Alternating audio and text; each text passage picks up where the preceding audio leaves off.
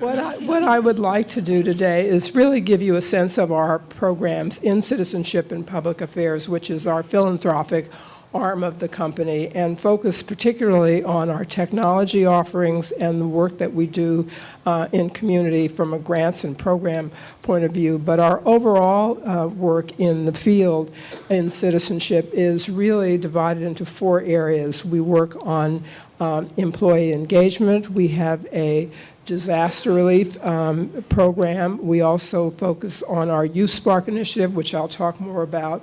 And we have our Technology for Good, where we provide technology resources for nonprofit organizations.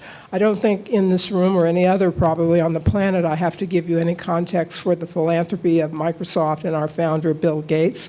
We like to talk about philanthropy as being in the DNA of the company, and we continue to grow and develop in that area. In terms of employee engagement, we are very focused on encouraging our employees to be volunteers and to give their time, talent, and treasure.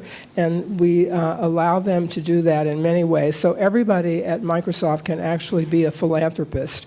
We give each and every employee in the U.S. a $15,000 match that they can match dollar for dollar. If they write a check for $15,000 to one or more organizations, we will match it $15,000. If they don't want to use all of the money for cash donations, they can get dollars for doers. So every one of our employees who volunteers can donate time, and for each hour we send a check for $17 an hour to the organization. So those of you who are nonprofits in the room, you may want to find our volunteers. We have about 1,400, 1,500 people in the greater New York area, so if they're working for you and working for us, then they can bring you that money as well as their expertise and their time and their energy. And so we're very proud of the fact that last year we were able, through our giving campaign and the match, to contribute about $110 million to 20,000 nonprofits across the U.S., and we reached a record number of volunteer hours as well. The third area that I want to mention is our Youth Spark program, and you see here on a slide talking about our initiative that was launched in September of 2012. Microsoft Youth Spark is a commitment on the part of the company that is global, and our target is to reach 300 million young people in the next 3 years to help them with the skills that they need to complete their education, to become employed and find jobs, and to also start new businesses. So our theory of change is to put young people at the center of change and to support organizations that are helping young people and that give them a direct voice in the future that they must create for themselves with our help. So let me talk quickly about the Technology for Good, and let me just pull all of this up at once. We have a lot of resources. We give away about $300 million worth of software annually across the globe, and our most recent offering that we're very excited about is Office 365, which is our cloud solution, which we are donating completely free to any nonprofit on the planet.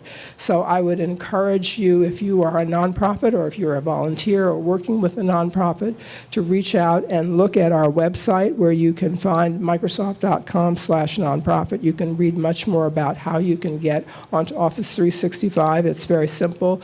There are organizations in the room who have already been a part of that. The Robin Hood Foundation is here.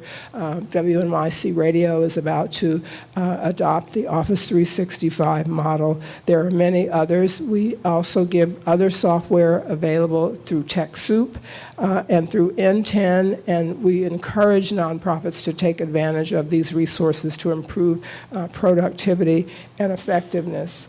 I guess I would just say in closing that we really are about trying to strengthen communities and trying to improve the quality of life for the beneficiaries and for nonprofits and for the community overall. The community's success is our success, and we are delighted to be a part of a movement for a force for good using the resources that we have available in technology. Thank you very much.